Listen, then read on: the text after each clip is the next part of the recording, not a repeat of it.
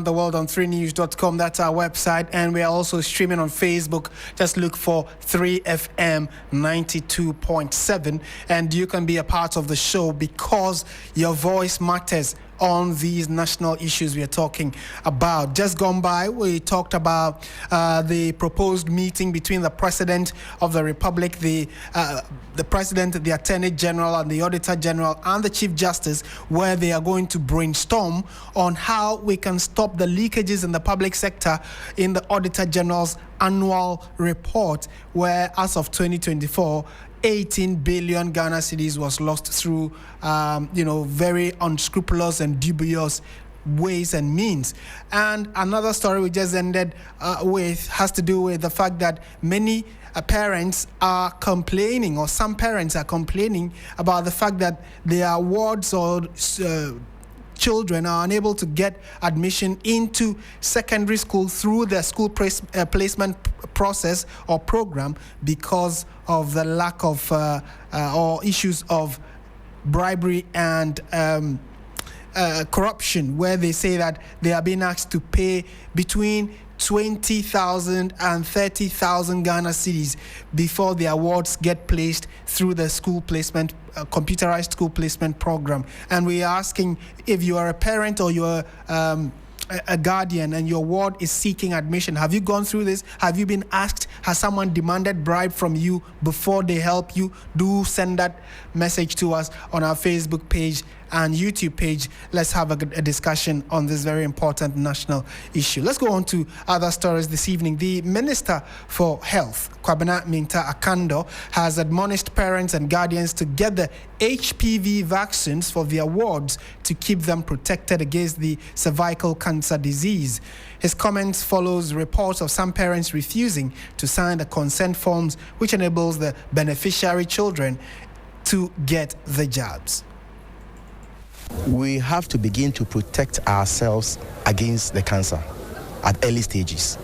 And Ghana is not the first country or the only country doing that. In the developed countries, even in Africa, Botswana, Rwanda, South Africa, they are all doing it. And even in Ghana, there are private people who are doing that, and we have piloted it here before. So the next stage is prevention, targeting the young girls. Then what I want to admonish all parents, again, is that we have made huge investment into this particular project, and it is in the interest of all of us to protect the current generation and the next generation. And so that is why I am calling on all parents and caregivers to bring their children. It's not harmful, and it is not part of any conspiracy theory to make somebody, infertile or somebody to control population or whatever. We hear this all the time, anytime we are bringing vaccines. And so we think that parents and caregivers should authorize their children to take the vaccines so that it will protect all of us against this disease. And that's Kwabena Minta Akando, the Minister in charge of health. Meanwhile, in the Ashanti region, a concerted push is underway to overcome resistance to the new HPV vaccine. After some parents initially refused the life-saving shot for their children, health officials and school heads are now intensifying engagement efforts. The nationwide rollout targets children between the ages of 9 and 14 to protect them from cervical cancer and other HPV-related diseases. Ibrahim Abubakar is our Ashanti regional correspondent and has come through with his report.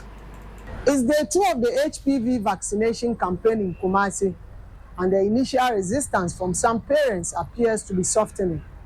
At several schools, the turnout was significant, a promising sign for public health officials. The high turnout at the State Experimental Basic School in Dakojom follows what school authorities describe as a crucial period of dialogue and reassurance with parents. We explained the purpose of the vaccination to the parents. Even during the meeting, 4 parents could attest to the fact that they are actually experiencing cervical cancer, and they advise their colleagues that it's very important that they allow their children to take. Even I've received some calls from parents who are asking me to allow the girls to take. The story is similar at other schools, including Asafo AME Zion and St. Louis Demonstration Basic School. While the overwhelming response is positive, the choice by a minority of parents to opt out highlights the challenges that remains. There are some we called and we're able to explain what it's all about, and they have agreed. There are a few we are still engaging. Some school heads didn't get the information to the parents early enough, so they are now still engaging the parents. Hopefully today and tomorrow we'll be able to cover most of the schools in Kumasi. The region is targeting over 400,000 eligible children, and the ultimate goal is to build a firewall of immunity for the next generation. The message from the top to every hesitant parent is one of assurance. This is not the first time you are giving this vaccine in the country. A lot of people don't know. People go for it privately. It's available in some private facilities and around that people go and pay money and do. It doesn't cause infertility. It doesn't alter their sexual behavior. So we want to use this platform to allay the fears of all, genuine fears and concerns of all the parents, guardians, and the citizens, that these vaccines are safe, they have been tried and tested. While the high turnout in Kumasi is positive, the real test will be sustaining this momentum across the entire region to ensure no child is left unprotected. And you heard that report by Ibrahim Abubakar in the Ashanti region. And here in the Greater Accra region, we've been having similar reports. As of yesterday, when the nationwide HPV vaccine started, we had some schools where children said that their parents, even both parents, were divided. The mother will say no, the father will say yes, or vice versa. And it left some of the children confused.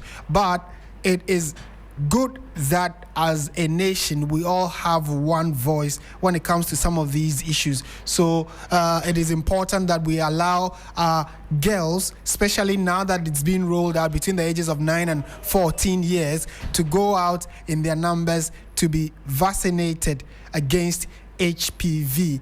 So by the time they are in their adulthood, issues of cervical cancer will be reduced to the barest minimum. And it is not true. Forget those naysayers who say that these vaccines, it's a birth control strategy by some foreign, entities, organizations. Forget all those rumors and let our medical professionals in the country, whom we trust, to give us the right dosage, the right advice, and the right way of going about vaccinating our population against future challenges. Staying on health matters though, another promise, another visit, but will it finally bring results? The people of La are once again being assured that their long-awaited hospital will be completed. The Minister for Health on Thursday toured the reconstruction site of the La General Hospital and pledged that funds will soon be released to accelerate the stalled project.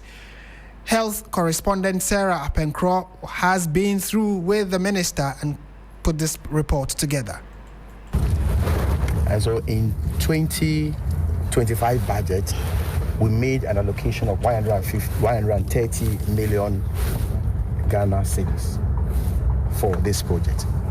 My records indicate that out of the 50 million euros, about 7 million euros have been paid, which means that we have about 43 million euros more to pay before the completion of this project. Your guess is as good as mine. And the second IPC has been raised. As I indicated during my first submission, we have forwarded them to the Ministry of Finance. We've done some follow-ups with the Member of Parliament, myself. The last time I did a follow-up was yesterday. I engaged the Minister for Finance, and the Minister of Finance is committed into ensuring that funds are released for this project to progress. And that is Kwabena Minta Akando, the Minister for Health, when he toured the La General Hospital reconstruction site. He engaged with the media, and that's what you heard him say, that some 130 million Ghana cedis has been allocated to help in the reconstruction process. If you live in that area or used to attend that hospital, This must be good news for you. Let us know what you think of it in the comment section on our Facebook page. This is Hot Edition on 92.73 FM. On to some other stories this evening. And